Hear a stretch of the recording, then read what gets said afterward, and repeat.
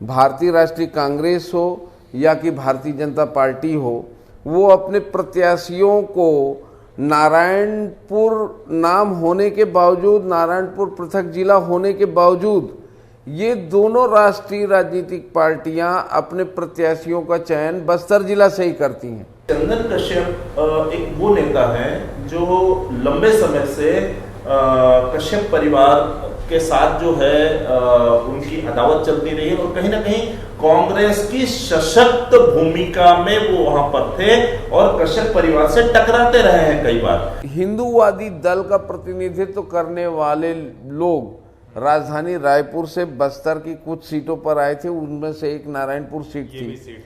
जब उन पर भी खतरा मंडराया तब उन्होंने प्रशासन से गुहार लगाई, प्रशासन ने उनकी नहीं सुनी तो वो आकर के कलेक्ट्रेट में जाके घेराव कर दिए।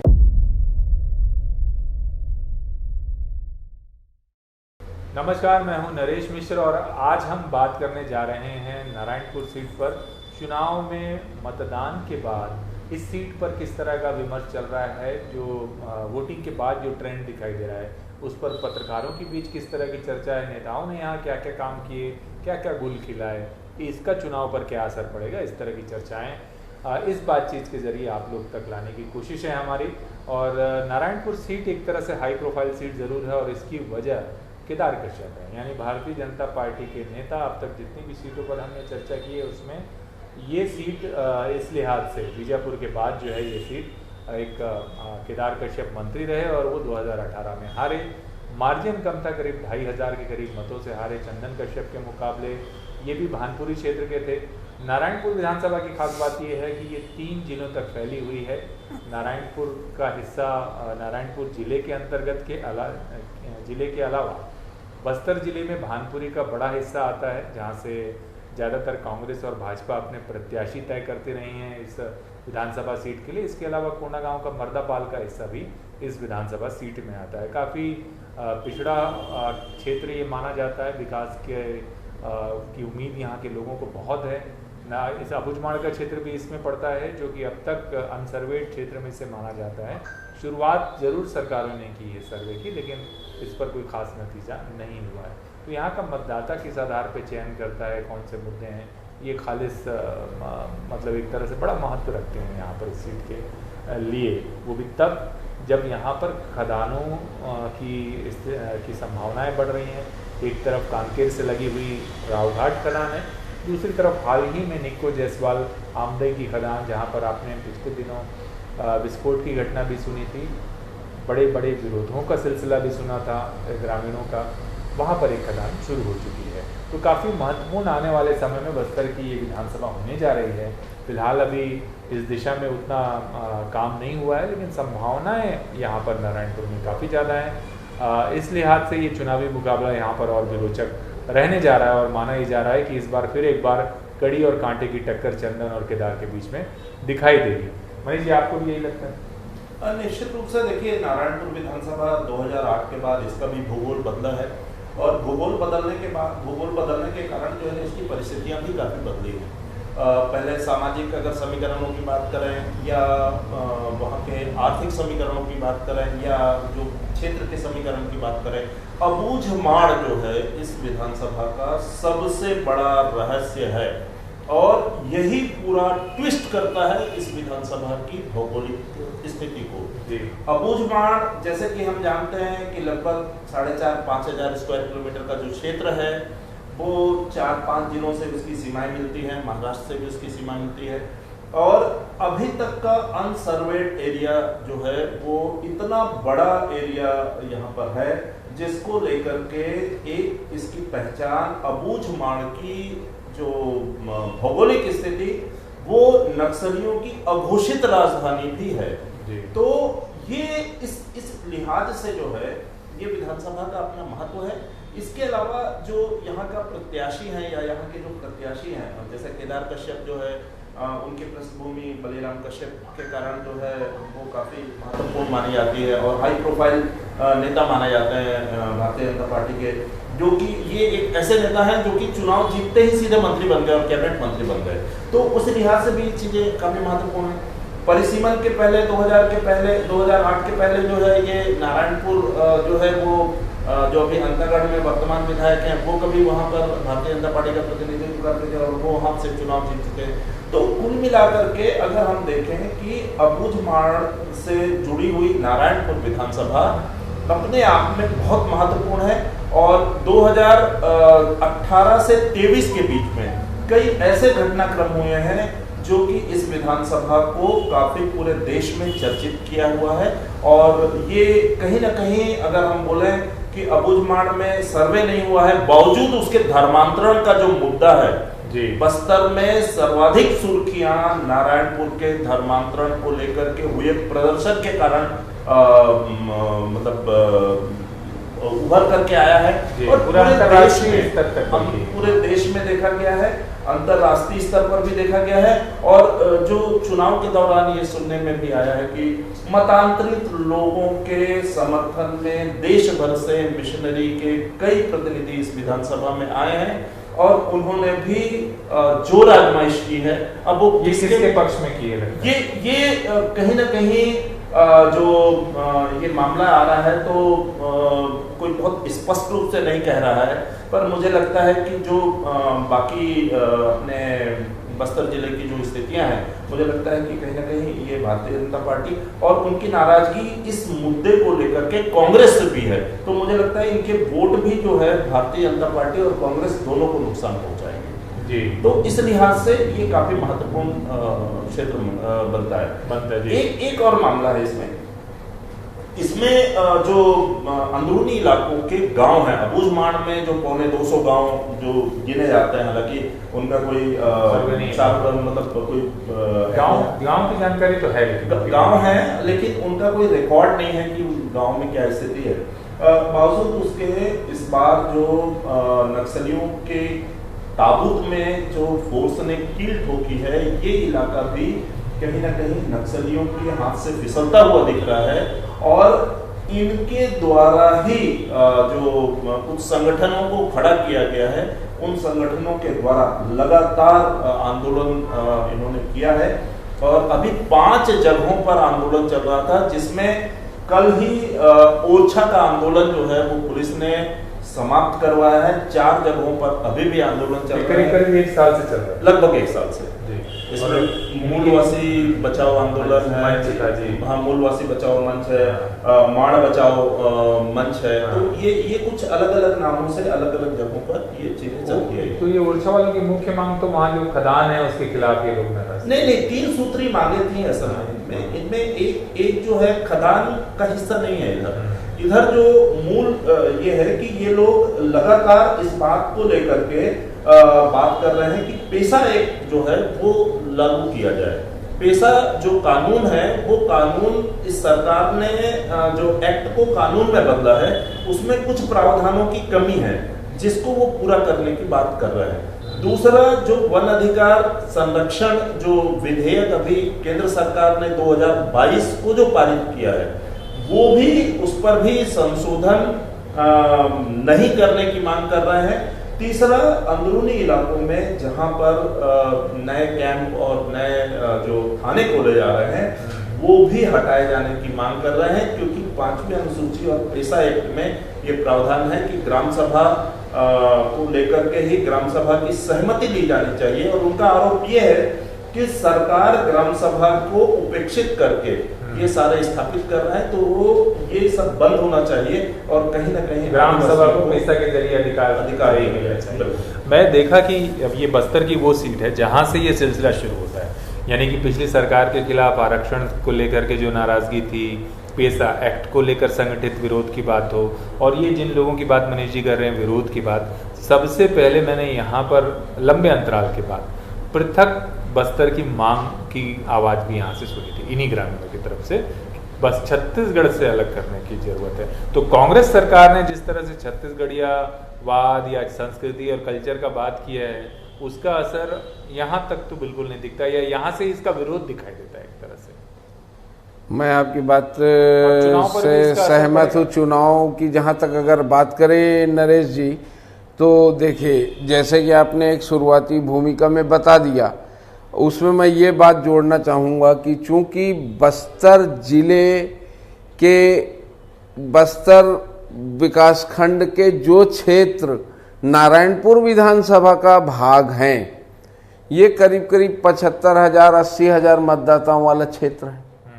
यही कारण है कि भारतीय राष्ट्रीय कांग्रेस हो या कि भारतीय जनता पार्टी हो, वो अपने प्रत्याशियों को नारायणपुर नाम होने के बावजूद, नारायणपुर पृथक जिला होने के बावजूद, ये दोनों राष्ट्रीय राजनीतिक पार्टियां अपने प्रत्याशियों का चयन बस्तर जिला से ही करती हैं, जिसमें भारतीय जनता पार्टी से जो कद्दावर नेता हैं, कश्यप परिवार के केदार कश्यप जी जो छत्तीसगढ़ शासन के मंत्री रहे हैं और बस्तर के बहुत कुल मिला के स्टालवर्ड भाजपा नेता माने जाते हैं, तो वो भाजपा से हैं प्रत्याशी। पिछले चुनाव में यद्यपि वो 2600 के लगभग वोटों से हार गए थे, इन्हीं से चंदन कश्यप जी से, जिनसे इस बार लड़ रहे हैं।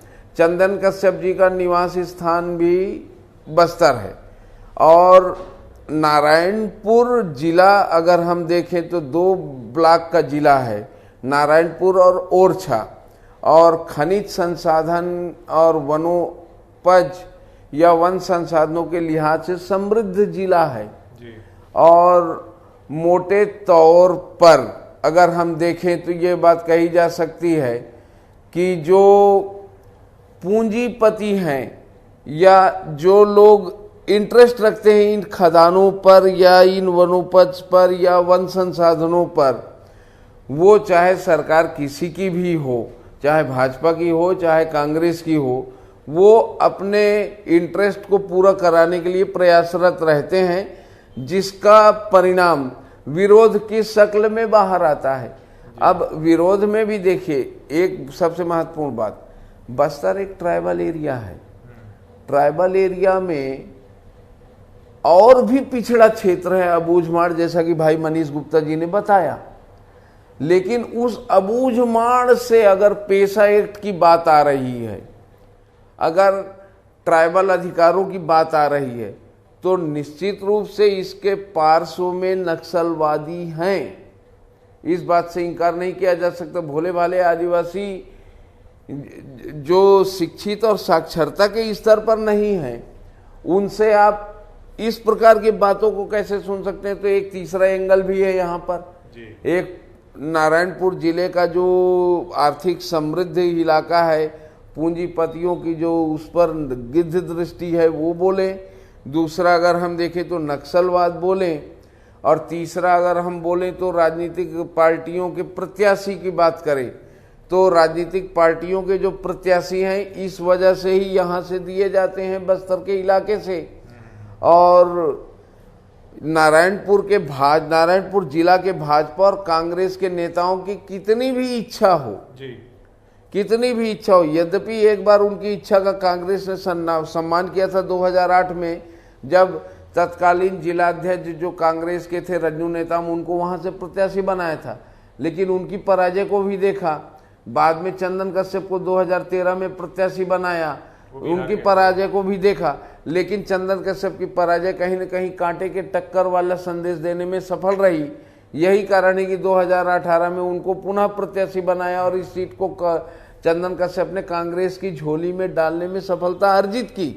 लेकिन जिस कमजोर वोट अंतर से वो जीते, उस कमजोर फासले की वजह से इस बार बहुत अंतिम समय तक यह माना जा रहा था कि कांग्रेस संभवतः इस सीट पर अपने प्रत्याशी को बदल सकती है, या इन बस्तर के जिन विधायकों की टिकट कटी उनमें इनका भी नाम आ रहा था। ये बहुत सौभाग्यशाली थे जो बच गए। ये एक तरह से दीपक बैच के करीबी होने का फायदा मेरा ये लगता है। दूसरा, चंदन कश्यप ने ये भी कहा जा रहा था कि मतलब ये हस्तशिल्प बोर्ड के अध्यक्ष रहे, लेकिन इनकी सक्रियता काफ़ी कम रही। अपने क्षेत्र में ग्रामीणों के विरोध के बावजूद भी उनसे मिलने नहीं पहुंचे, तो इसकी जगह थोड़ी सोड़ी वगैरह ये लोग ज़्यादातर मिलते रहे। नेता जो सर्व आदिवासी समाज के नेता ये लोग जाते रहे, तो यहाँ पिछड़ गया लगता है चंदन कश्यप। देखिए, मैं एक अभी जो संतोष ने जो बात उठाई कि अबूझमाड़ के उस इलाके से अधिकारों की आवाज उठ रही है। इसमें एक जो वन अधिकार संशोधन 2022 में केंद्र सरकार ने वहां पर अभी पेश किया है, उसको पास किया है, वो बस्तर जिले के अबूझमाड़, बस्तर संभाग के अबूझमाड़ से वो आवाज उठ रही है। तो उसका आशय आप समझ सकते हैं कि वो आवाज किसकी है और उस आवाज को सुर कौन दे रहा है ना। ये बात तो एक बहुत क्लियर है। मुझे एक बात बताइए, अगर मान लीजिए वो सुर दे हुए हैं तो पर उसका असर तो बस्तर पे पड़ना है, तो क्या इस बारे में बात करने के लिए वो लोग कमतर हैं, इस वजह से उनकी बात खारिज कर देनी चाहिए, या पाशारों में नक्सल्स हैं, बैकग्राउंड में नक्सल्स हैं, इसलिए खारिज कर देनी चाहिए, या उसको उतना गंभीरता से नहीं? देखिए ये या हमारे नेताओं की जिम्मेदारी नहीं कि उस पर सार्थक पहल करके उचित व्यवस्था तैयार करें? देखिए अगर इस प्रकार के अधिनियमों की बात करेंगे तो आज जो मुख्य जो दोनों दल हैं छत्तीसगढ़ के, कांग्रेस और भाजपा, ये दोनों केंद्र और राज्य में जो है ना बारी बारी से सत्तारूढ़ रहे हैं, इनको विषय की संवेदनशीलता मालूम है। आज कुछ विषय ऐसे हैं जो डेवलपमेंट के लिए बहुत जरूरी है।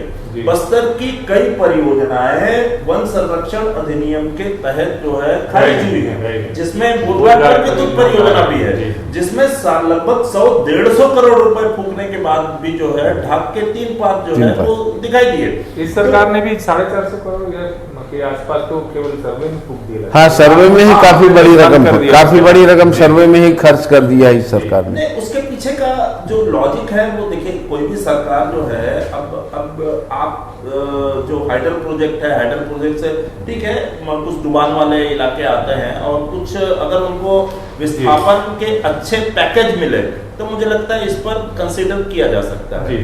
खैर ये एक इतर बात हो रही बात आपने जो पूछा कि जो चंदन कश्यप की सक्रियता को लेकर के, देखिए चंदन कश्यप एक वो नेता है जो लंबे समय से कश्यप परिवार के साथ जो है उनकी अदावत चलती रही है और कहीं ना कहीं कांग्रेस की सशक्त भूमिका में वो वहां पर थे और कश्यप परिवार से टकराते रहे हैं कई बार। जो विधानसभा का जो भूगोल बदला है उसके बाद की परिस्थितियां, जैसे कि अभी संतोष जी ने कही कि भाई उसका एक बड़ा भूभाग बस्तर से आता है, नारायणपुर जिले का नाम जरूर है लेकिन नारायणपुर का जो बड़ा हिस्सा अबूझमाड़ में आता है वहां मतदान की स्थितियां बहुत अच्छी नहीं है। इसलिए कहीं ना कहीं हार जीत का जो दारोमदार है वो बस्तर से गांव का मर्दापाल इलाका तय करता है। तो ये वाली बात है। दूसरी बात यह है कि निश्चित रूप से देखिए कश्यप परिवार के खिलाफ अगर एक वहां नेता खड़ा हुआ है तो वो जिस तरीके से संघर्ष किया उसने, तो उसके पास संसाधनों की कमी की वजह से या कहीं ना कहीं वो अपना संदेश बहुत क्लियर कट नहीं दे पाया, उतना ज्यादा अनुभव नहीं था, जिसकी वजह से उनकी लोकप्रियता में कमी आई। और यही कारण है कि कांग्रेस का एक वर्ग जो है उनके टिकट काटने का विरोध करता रहा। बावजूद उसके, क्योंकि नारायणपुर की विधानसभा चित्रकूट विधानसभा से लगी हुई है, कांग्रेस में भी समीकरण बदले, सत्ता के संगठन के समीकरण बदले। उस स्थिति में दीपक बैज जो उनके पड़ोस के विधानसभा के हैं और उस इलाके के भूगोल से वाकिफ हैं, तो उन्होंने एक संबल दिया और जो हमारे पास सूचना है कि दीपक बैज के समर्थन की वजह से उनको कांग्रेस का टिकट मिल पाया, अन्यथा उनकी टिकट कट चुकी थी। इसलिए इस सीट पर कहीं ना कहीं दीपक बैज का भी प्रभाव स्पष्ट रूप से दिखता है। बैक में बैज है, बिल्कुल बैक में बैज है। ये इसकी कटने की वजह क्या? अगर देखें तो कोई बड़ा चेहरा भी तो नहीं कांग्रेस के पास। देखिए, कांग्रेस में चाहे भले बड़े चेहरे नहीं हो, लेकिन 2018 के बाद से चंदन कश्यप पर यह आरोप लगते रहे हैं। स्वयं कांग्रेसी चौक चौराहे और खुल करके यह बात नारायणपुर के कांग्रेसी कहते रहे हैं, उसमें ज्येष्ठ श्रेष्ठ सभी कार्यकर्ता रहे हैं कि चुनाव जीतने के बाद उनका सतत संपर्क वैसा कांग्रेस जनों तक से नहीं रहा, ग्रामीणों से तो दूर की बात। दूसरी बात ये कि अकर्मण्यता के साथ साथ भ्रष्टाचार के आरोपों से भी यह परिवार घिरा रहा है। चंदन कश्यप का परिवार। हाँ, मजे की बात है, मैं अभी प्रोग्राम करने के लिए उनसे मुलाकात हुई तो उन्होंने केदार कश्यप पर जब जबरदस्त बयान में हमले किए। बातचीत के दौरान कहा कि उनका परिवारवाद है, वैसे ही चला रहा है। मैंने पलट कर पूछ लिया उनसे कि भाई आपका बेटा भी तो आ गया उस लाइन में, तो आप क्या इसकी परंपरा का विरोध भी कर रहे हैं और खुद शुरू भी कर रहे हैं इस चीज़ को? तो उनके बेटे को लेकर भी खासी चर्चा रही, इस वजह से मुझे पूछना पड़ा है उनसे। देखिए, ये दो वजहें तो है ही हैं। उनके बेटे क्या की गतिविधियों उनके बेटे को एक प्रकार से अघोषित प्रतिनिधि के तौर पर उन्होंने नारायणपुर में जो दर्जा दिलवाया, उस दर्जे से वहां के परंपरागत कांग्रेसी नाखुश चल रहे थे, जहां तक मेरी जानकारी है।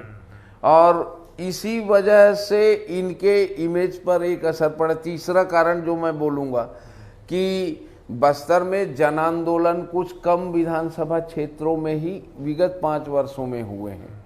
उनमें से नारायणपुर वो क्षेत्र रहा है जहां दफा दफा जन आंदोलन हुए हैं, चाहे वो एक खदान का विरोध का हो, चाहे रावघाट परियोजना के विरोध का हो, चाहे सर्व आदिवासी समाज का हो, चाहे वो सोनारपाल में विशेष ग्राम सभा के आयोजन का हो, जिस प्लांट लगाने के निमित्त जिसे आहूत किया गया था और उसके वीडियो भी बड़े वायरल हुए थे, जिसमें भागना पड़ा था इनको खुद को अपने समर्थकों के साथ। तो ऐसी स्थिति में निसंदेह ये सब बातें तो आला कमान के पास भी पहुंची होंगी और यही कारण है कि आला कमान ने यह विचार किया होगा कि हमें इस सीट पर प्रत्याशी बदलाव करना चाहिए। लेकिन चूंकि इन्हें पीसीसी प्रदेश कांग्रेस कमेटी अध्यक्ष दीपक बैज का करीबी माना जाता था, इसलिए इनकी टिकट बच गई, यह चर्चा है। ये तीनों मुद्दों का जो जिक्र किया ये बड़े चर्चित रहे, रिपोर्टिंग में भी रहे, खुद मैंने भी वहाँ ग्राउंड रिपोर्ट की इन सब पर। तो ये आपको लगता है इस चुनाव में इसका असर होगा?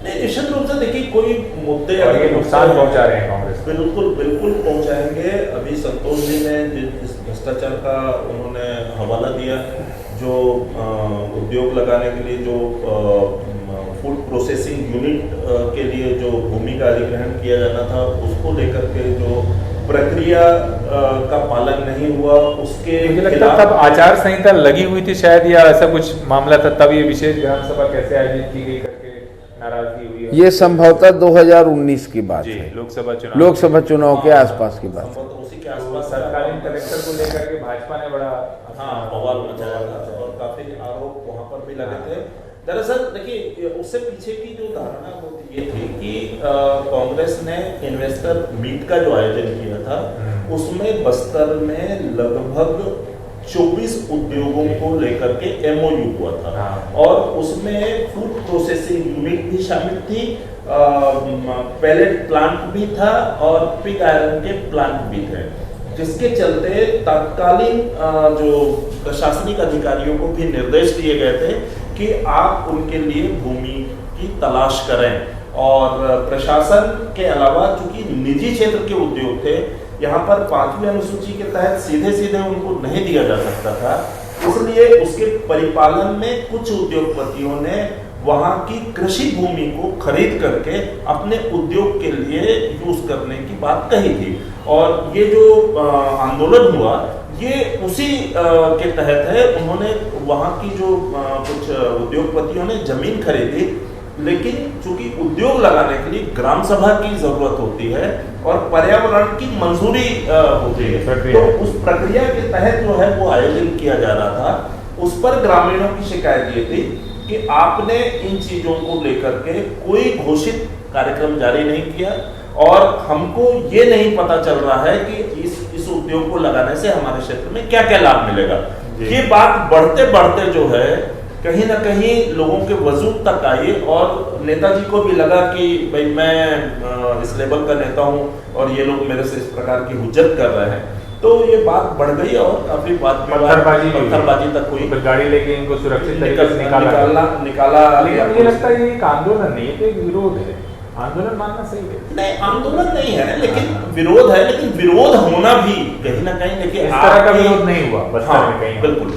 इतना व्यापक कि विधायक पर ही टूट पड़े लोग। नहीं, आमतौर पर दूसरी जगहों पर विधायक खुद भी इंटरेस्ट दिखा करके नहीं पहुंचते आमतौर पर जो है, आमतौर पर इन्होंने कुछ पता नहीं क्या अति उत्साह में आकर के जो है ऐसे आयोजनों में खुद को भी जनप्रतिनिधि दूर रखते हैं। हाँ। लेकिन ये अति उत्साह में वहां पहुंच गए, जिसकी परिणति जो है उनको विरोध के रूप में झेलनी पड़ी और उनकी काफी किरकिरी भी हुई। मुझे लगता है उनकी प्रतिष्ठा काफी धूमिल हुई इसको लेकर के, और क्षेत्र में भी इनके खिलाफ एक वातावरण का निर्माण हुआ। भाजपा ने भी अपना जो एजेंडा यहाँ रखा, खासतौर पर नारायणपुर जिले में मैं बताऊँ तो जिले में लगातार जो आरोप लगे वो करप्शन को लेकर के बहुत ढेर आरोप लगा है भाजपा ने। मतलब स्थानीय स्तर पे जो माहौल बनाने का काम था भाजपा नेताओं ने आखिरी के 2 सालों में इस मुद्दे को बहुत हवा दी वहाँ पर, तो ये भी चर्चा में रहा है मुद्दा। देखिए नरेश जी, मेरा ऐसा मानना है कि जिन विषयों का विरोध करके आप सत्ता पर आए हो, अगर आप स्वयं उन विषयों के या उस मार्ग को अपनाते हो तो निश्चित रूप से बस्तर की जनता है यह बर्दाश्त नहीं करती, चाहे हम किसी भी सीट की बात करें। यही बातें केदार कश्यप जी के भी प्रतिकूल थी।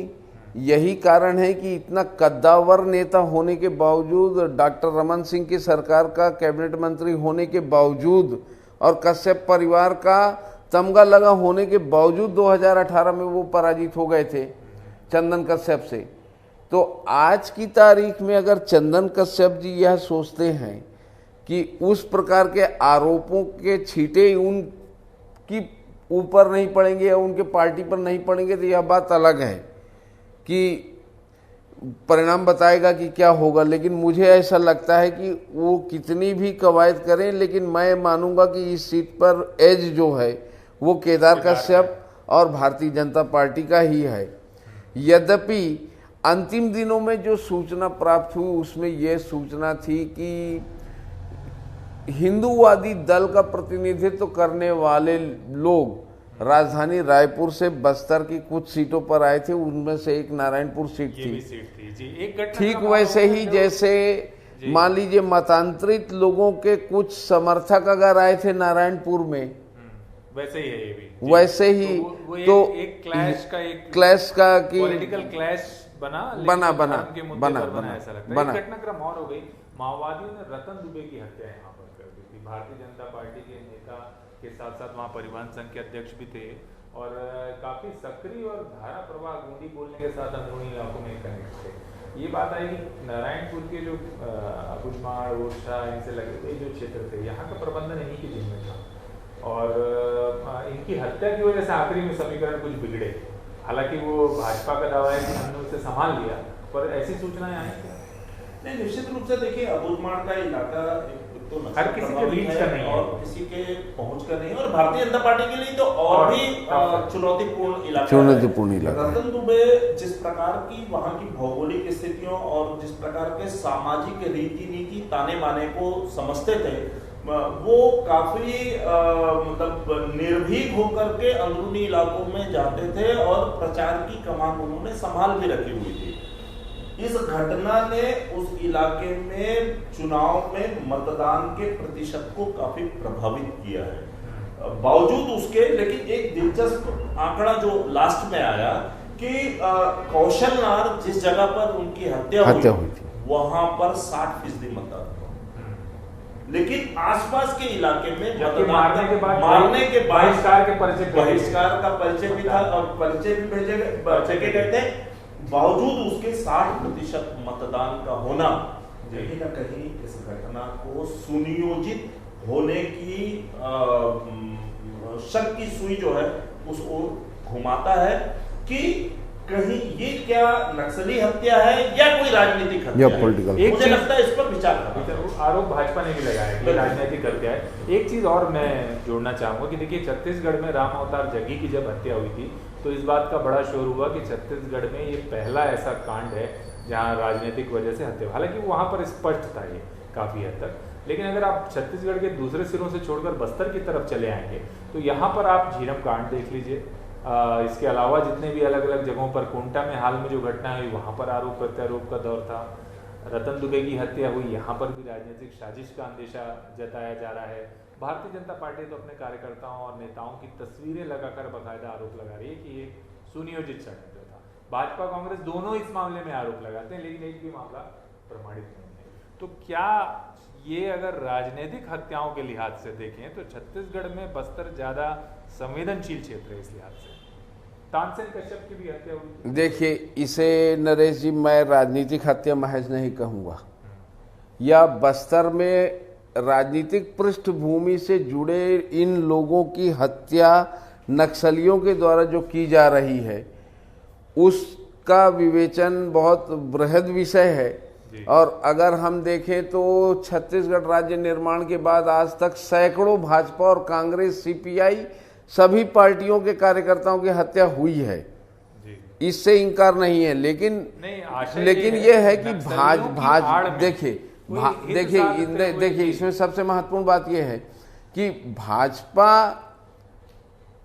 किसी भी चीज का विरोध दर्ज कराने में बहुत ही एक्सपर्ट दल है। एक्सपर्ट दल इसलिए है कि उसके अमुक कार्यकर्ताओं की नक्सलियों ने हत्या की तो उसने उसको एक प्रकार से पॉलिटिकल रिवेंज से या कांग्रेस के सरकार के कानून और व्यवस्था के आधार पर जोड़ दिया।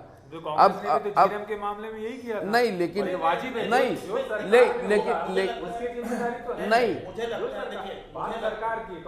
नहीं देखिए, झीरम क्या है, रास्ते में चले जा रहे हो और आपकी गाड़ी को उड़ा दिया जा रहा है, वो एम्बुश लगाकर बैठे हैं। ठीक, तो एम्बुश कैसे लगाए, आपने किस प्रकार का सिक्योरिटी प्रोवाइड करवाया था और किस प्रकार का एसओपी का पालन किया गया था, इस प्रकार की बातें आती हैं। जबकि इंडिविजुअल ठेकेदारों के मामले में जी हाँ देखिए क्या हो रहा है नक्सल इलाके में, मतलब देखिए हत्या है, चाहे किसी निर्दोष आदमी की हो, किसी राजनेता की हो, किसी की भी हो, हत्या के पीछे की जो साजिश है उसका पर्दाफाश होना चाहिए, पहली बात। दूसरी बात, बस्तर में आज भी कई ऐसी घटनाएं हैं जो नक्सलियों के आड़ में दब गई हैं और जिन पर आज भी पर्दा पड़ा हुआ है। उनकी ना तो विवेचना हुई है, ना उनके साजिश या घटना क्यों हुई, मतलब ये कारण सामने आ पाया है। हो सकता है, बिल्कुल देखिए संभावना एक व्यक्ति को सिक्योरिटी दिया जाना संभव नहीं है, पहली बात।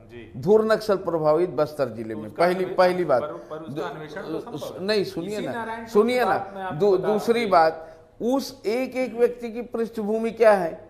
आमतौर पर अगर हम देखें तो मोस्टली चाहे वो कांग्रेस के नेता हो, चाहे वो भाजपा के नेता हो, चाहे सीपीआई के नेता हो, चाहे जिस भी दल के नेता हो जिनकी नक्सलियों ने हत्या की, अधिकांशतया ठेकेदार पृष्ठभूमि से आते हैं।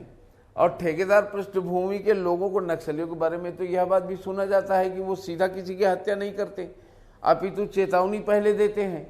तो यहाँ पर क्या चेतावनी नहीं दी गई? इसमें ठेकेदार होना मतलब उसकी हत्या कर दी जाएगी, ये गलत है ना भाई। देखिए हर व्यक्ति को अपना बिजनेस करने की स्वतंत्रता है। दूसरी बात, हम ये चाह रहे हैं, देखिए हमारा बोलने का आशय ये है कि इसमें कांग्रेस बीजेपी की बात नहीं आ रही। बात अगर कोई हत्या हो रही है तो पूर्ति के बिल्कुल उसकी हत्या के पीछे अगर किसी की व्यक्ति की हत्या हो रही है तो कम से कम उसके परिजनों को ये जानने का अधिकार होना चाहिए कि मेरे व्यक्ति की मेरे फलाने व्यक्ति को क्यों मारा। अब अंदरूनी इलाकों में बहुत सारे कारणों को लेते हुए ये लोग जो है विवेचना में कोताही बरतना, उसकी जो जांच में बहुत सारे महत्वपूर्ण बिंदुओं को शामिल न करना, ये कहीं ना कहीं उसके पीछे का लॉजिक है। और सरकार तो किसी की भी हो भाई, सरकार किसी की हो, कांग्रेस की हो, बीजेपी की हो, सरकार की जिम्मेदारी है कि अपने नागरिक की रक्षा करो।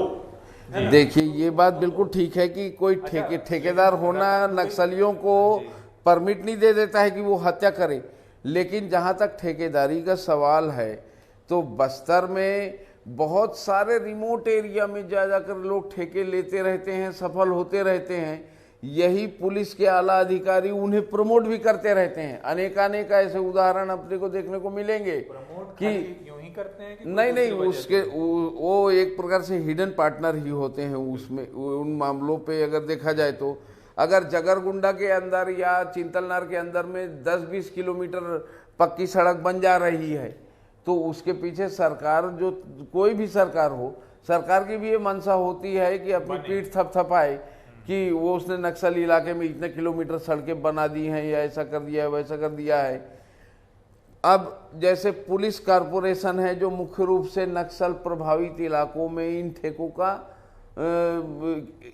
क्रियान्वयन एजेंसी होता है ना, एक कुछ ही है। हाँ, कुछ क्षेत्रों पर अब जैसे फेल हो चुका है। हाँ, अब जैसे उसमें हमारे पास एक बड़ा उदाहरण है बीआरओ जी, जो बॉर्डर एरिया में जो अपने खुद के संसाधनों से सड़कों का निर्माण करते हैं। तो नक्सल इलाके में बीआरओ या स्टेट गवर्नमेंट ऐसी एजेंसी का निर्माण क्यों नहीं कर पा रहे? बिल्कुल सही है, निर्माण कब कराए? बिल्कुल सही। मैं तो बिल्कुल सहमत नहीं उससे, क्योंकि पुलिस ने अगर सड़क निर्माण कराया तो जैसा कि आपने बताया कि वो जो हिडन पार्टनरशिप का बवाल है, मैंने तो सुना कि एक एसपी आए कुछ दिन में और चले इसलिए गए कि उन्होंने 5% की जगह बढ़ाकर अपना कमीशन 6% कर दिया नक्सल प्रभावित इलाकों में सुरक्षा देने के नाम पे, तो बवाल हो गया। तो हालांकि ये कौन है ये एकदम अभी क्योंकि तथ्यों के आधार पर नहीं, लेकिन चर्चा जो है मैं आपको बता रहा हूँ। और खास बात ये कि जब एक पुलिस के आला अधिकारी ने मुझसे कहा कि दिक्कत ये है कि अगर एक अधिकारी हमारा वो कॉर्पोरेशन का हेड होता है तो ना तो हम उसमें कोई व्यक्ति जांच कर सकता है, ना हम उसकी सुरक्षा के लिए दायां बायां कुछ कर सकते हैं, ना तो हमारे इंजीनियर्स बिना फायदे के वहां पर काम करते हैं, क्योंकि उन्हें लगता है कोई लाभ नहीं है वहां पर काम करने का। उस रिस्क के लोकेशन पे जाकर पता नहीं पुलिस कप्तान या अधिकारी वहां पर कोई काम करेगा, तो ये स्कीम तो फेलियर है मुझे ऐसा लगता है। और उदाहरण है भाई, आप देखिए ना जितनी सड़कें बनी उखड़ गई, क्या जिन जवानों की शहादत के नाम पर ये सारा सब कुछ होता है, क्या उनकी जिंदगी? देखिए एक उदाहरण और बताऊंगा। टीएमटीडी का जो कांड हुआ ना, उसके पीछे सड़क निर्माण का ही ठेका था। सिर्फ एसपी मुनाफाखोरी, कमीशनखोरी, हिस्सेदारी। ताड़मेटला की बात कर रहे हैं, ताड़मेटला का जो कांड हुआ था उसके जी। इसके अलावा सिर्फ एसपी की बात नहीं कर रहा, आप आईजी, आप एडीजी, इस लेवल में भी जो इस प्रकार की घटनाएं हो रही हैं, निश्चित रूप से देखिए ये सिस्टम का फेल्यूर है। अगर आपकी कोई नियम या आपके कायदे की वजह से अगर भ्रष्टाचार या करप्शन उभरता है तो उसको रोकने की जिम्मेदारी सिस्टम की है। सिस्टम की कमजोरी इस प्रकार के कारणों को पैदा करते हैं और ये अपराधों को जन्म देते हैं। बड़ी बड़ी घटनाएं, इसका उदाहरण है बस्तर में ही कई घटनाएं हैं। अगर उसके नेपथ्य में जाएंगे तो आपको सारी चीजें दिखाई देंगी और ऐसे घटनाओं को रोकना चाहिए। मुझे लगता है सरकार और सिस्टम की ये बड़ी जिम्मेदारी है, जनप्रतिनिधियों को सामने आना चाहिए ऐसे मामलों में। जी, तो हालांकि रतन दुबे की हत्या की जिम्मेदारी बाद में नक्सलियों ने ले ली है, लेकिन जिस तरह से हत्या हुई और एक जो परंपरा माओवादियों की रहती है, जिस जगह पे आपने फुटेज देखा था भाजपा नेता की हत्या के, ये फुटेज हमने दिखाई थी, टीवी पर देखें या वेब पर आप जाकर देखें तो देख सकते हैं। इसमें ये दिख रहा है साफ कि उनके साथ कोई नहीं है और वो सिर्फ भाषण दे रहे हैं, बहुत बड़ी भीड़ भी नहीं है आसपास, उनके अंगरक्षक भी नहीं है, अकेले थे वो। और जब हत्या हुई तो उस वक्त उनकी किडनैपिंग भी हो सकती थी। जन अदालत लगाने की बात जो माओवादियों की तरफ से होती है या चेतावनी देने की बात होती है, तो इस तरह की बातें भी सामने नहीं आई, जो कि बहुत आम तौर पर जो परंपरागत तरीका है नक्सलियों का ऐसे मसलों पर किसी को अंतिम सजा देने का, वो उससे ये मामला थोड़ा परे था। हालांकि उन्होंने जिम्मेदारी ली है, लेकिन ये संदेह बार बार घटनाओं का तरीका जिसकी इनकी प्रामाणिकता को लेकर के संदेह बस्तर में पैदा होता रहता है और इसके लिए कहीं ना कहीं नक्सली भी जिम्मेदार है। मुझे लगता है कि सिर्फ एक पर्चा फेंक करके आप इस पे अपनी पुराने, आप जब आपको सुविधा होती है आप बताते हैं, बेवजह किसी को मारते नहीं, और जब लगता है कि नहीं ठीक है ये बहुत पुराना साम्राज्यवादी था, पूंजीवादी था और ऐसा था और आपने कहा हमने इसको मार दिया, 2 पर्चे डाल दिया और चुप हो गए। तो भाई जनता में या लोगों को तो संदेह, आप तो भय का फायदा लेने की कोशिश कर रहे हैं मुझे लगता है। तो मुझे ऐसा लगता है कि इस मामले में भी कहीं ना कहीं थोड़ा सा इस तरह का पर्दा है जिसकी वजह से राजनीतिक हत्याओं को लेकर के बस्तर का माहौल और परिदृश्य प्रभावित होता है। चुनाव भी प्रभावित होते हैं, क्योंकि अगर चुनाव से आगे पीछे इस तरह की हत्याएं होती हैं तो उसका प्रयोजन जरूर कहीं ना कहीं ये देखा जाता है कि इससे चुनाव प्रभावित करने का। हम लोग चर्चाओं पे आगे पीछे चले गए, वापस लौट आते हैं नारायणपुर के, दो छूट गए, एक धर्मांतरण का मुद्दा को लेकर आंदोलन, दूसरा सर्व आदिवासी समाज यहाँ कलेक्ट्रेट में जा घुसा था और उसने नाराजगी जताई थी। एक छोटी छोटी टिप्पणी, क्योंकि समय ज़्यादा हो रहा है इस पर।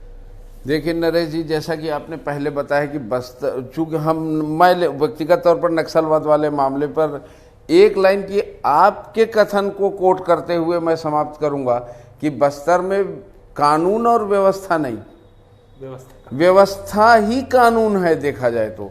और ये व्यवस्था जिन जिन लोगों ने बचाई वो लोग बचे हुए हैं, जो इस व्यवस्था में कुल मिलाकर के नहीं इसका पार्ट बन पाए वो एक प्रकार से निशाने पर रहे हैं, चाहे वो उस तंत्र के निशाने पर रहे हों, चाहे वो माओवादियों के निशाने पर रहे हों।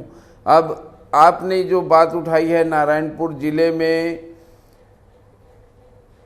आदिवासी विरोध की, तो इस विरोध पर मैं यही कहूँगा कि आदिवासियों का यह विरोध भी स्वस्फूर्त है, ऐसा मुझे प्रतीत नहीं होता। और कहीं ना कहीं से ये भी प्रेरित ही लगता है मुझे, नक्सल प्रेरित लगता है, मुझे प्रेरित लगता है जी, जिसमें उन्होंने घेराव कर दिया था कलेक्ट्रेट का, मुझे प्रेरित लगता है। और इंटेलिजेंस भी के पास भी इसी प्रकार की रिपोर्टें होंगी, मुझे ऐसा प्रतीत होता है। क्यों हुआ भाई? मतलब कांग्रेस सरकार के में है तब ये ज्यादा हुआ है लगता है, क्योंकि पहले तो इस तरह घटनाएं नहीं दिखती। उसमें क्या इंटेलिजेंस आया कि भाई ऐसी नौबत क्यों आ गई? लोकल प्रतिनिधि से विरोध, कांग्रेस सरकार के ऊपर अपना दबदबा दिखाना, कारण क्या था? उसका लाभ क्या लेना चाह रहे थे नक्सली? देखिए बस्तर में आज भी यह बहुत, मुझे कहने में कोई गुरेज नहीं है कि हमारे नेताओं की मानसिकता आज भी वही 3, 4, 5 दशक पुरानी है।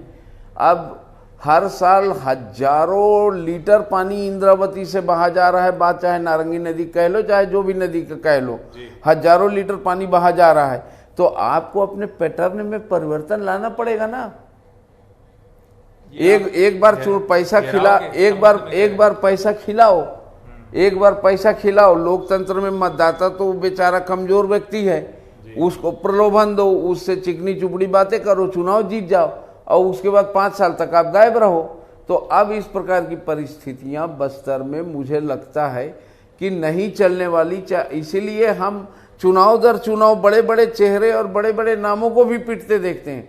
उसकी वजह यही है कि जनता से एक प्रकार से अपनी अनुपस्थिति बना लेते हैं हमारे नेतागण। तो इस कारण माओवादियों ने लोगों को अग्रेसित किया कि जाके घेराव करें कलेक्ट्रेट का। माओवादियों के उस घेराव का एक वजह ये माना जा सकता है कि आप अनुपस्थित हो।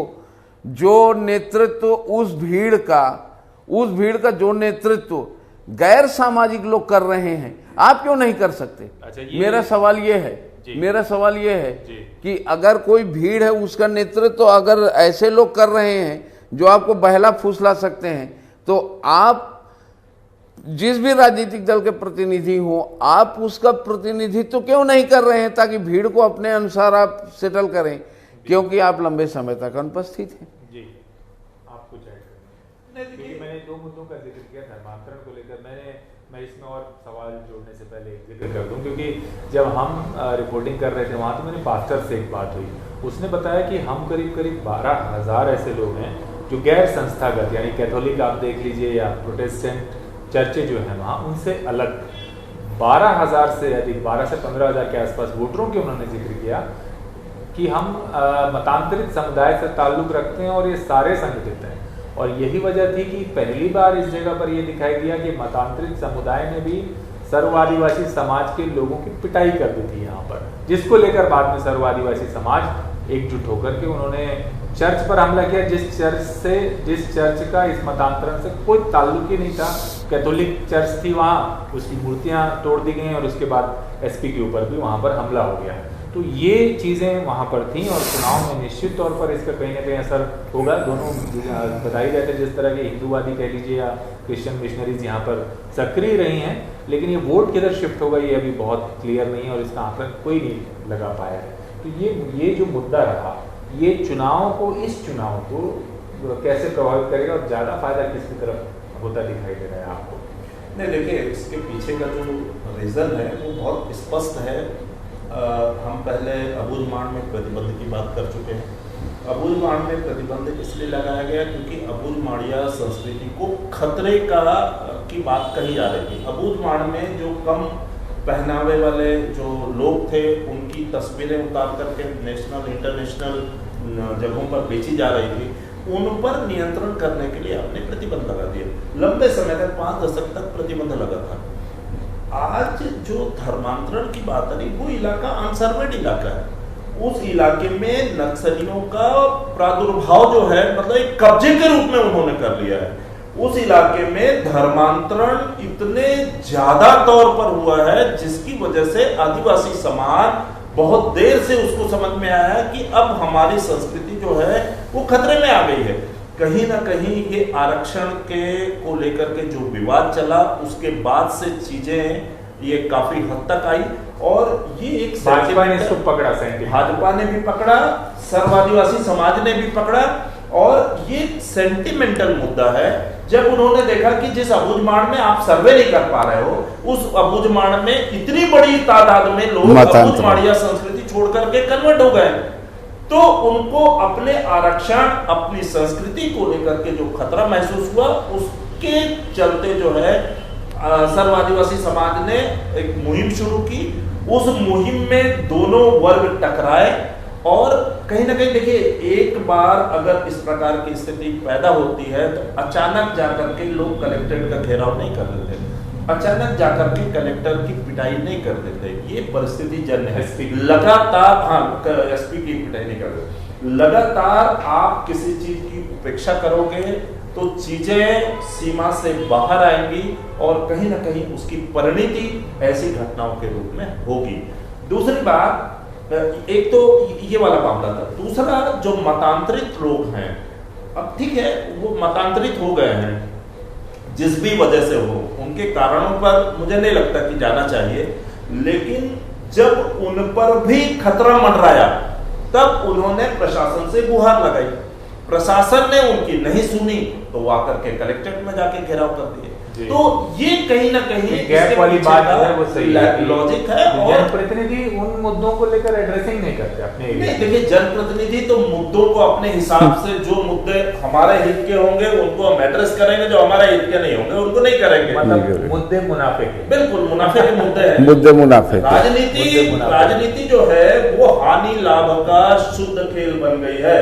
लोकतंत्र भीड़ तंत्र हो गया है, मुंडी गिनाओ संस्कृति चल रही है और जिसकी लाठी उसकी भैंस, ये इस दौर में जो है उभरता हुआ दिख रहा है। मुझे लगता है ये लोकतंत्र के लिए बड़ा खतरा है और कहीं ना कहीं लोगों को इस विषय पे जागरूक होना पड़ेगा। अच्छा, आप किसको एज देंगे? नहीं, परिस्थितियां बीजेपी को एज दे रही हैं और मुझे लगता है कि केदार कश्यप जो है इस बार वहां पर वापसी कर सकते हैं। पर जो चंदन कश्यप भी उनकी भी ठीक ठाक उपस्थिति दिखाई देगी, लेकिन एज जो है उनकी केदार कश्यप। मैं एक चीज़ और जोड़ना चाहूँगा इससे। मुझे याद है एक बार कि नितिन गडकरी बिलासपुर में आए थे। नितिन गडकरी बहुत चर्चित और कर्तव्य परायण माने जाते हैं।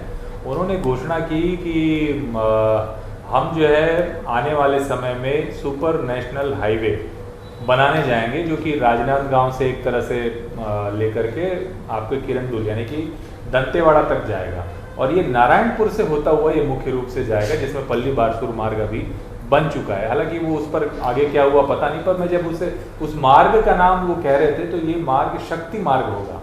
तो जो आम वोटर है इसको सुनेगा तो वो ये सोचेगा शक्ति मार्ग मतलब आप राजनांदगांव डोंगरगढ़ में दर्शन करेंगे माता के, मस्त एसी बस में बैठेंगे, खुले वातावरण में जंगलों का आनंद लेते हुए सड़क से जाएंगे और आप सीधे मां दंतेश्वरी का दंतेवाड़ा में दर्शन कर एकदम ओतप्रोत भक्ति से होकर लौट आएंगे। लेकिन यकीन करें अगर आपने इस रास्ते पर सफर किया तो गड्ढों और धूल से आप पागल हो जाएंगे। ये जो शक्ति मार्ग है वास्तव में ये सरकार का शक्ति मार्ग है जो विभिन्न खदानों को खोले जाने के लिए वहाँ द्रुत गति से परिवहन के लिए बनाया जाएगा। यहाँ आम नागरिक का चलना मुश्किल है और अगर आपको भरोसा ना हो तो आप आ जाए नारायणपुर और आप अंतागढ़ से नारायणपुर के बीच के सफर के बीच अगर आपको सारी शक्तियाँ अपनी विफल होती ना दिखाई दें तो आप समझ सकते हैं। ये एक मतदाताओं को इस बात को ध्यान देना चाहिए, समझना चाहिए कि लोक लुभावन घोषणाएं, लोक लुभावन नेताओं की बातें ज़मीन पर कैसी होती हैं, और ये इस बात का आप ऐसी जगहों पर जाकर देख सकते हैं। इस चुनाव में भी इस सड़क का मुद्दा खासा गरमाया रहा। नारायणपुर ओरछा मार्ग का जो कुछ दिन पहले बनी, लेकिन माइंस के ट्रकों के चलने की वजह से पूरी तरह से क्षतिग्रस्त हो गई, और इसकी वजह से कांग्रेस और भाजपा के बीच यहाँ पर जोर आजमाइश जम गए कि हम ज़्यादा अच्छे हितैषी हैं और हम ज़्यादा बेहतर काम यहाँ पर करके दिखाएंगे। मुकाबला जैसा भी हो, यहाँ पर एज भाजपा को दिखाई दे रहा है। आपने दोनों लोगों की बातें सुनी, मैंने भी आपको बताया कि किस तरह से यहाँ पर मुद्दे हैं, लेकिन भारतीय जनता पार्टी इस बार मुद्दों को कैच करने में वहाँ पर कुछ ज़्यादा एक तरह से आक्रामक और सतर्क दिखाई दी। शायद इस वजह से इस सीट पर आने वाले समय में समीकरण बदले।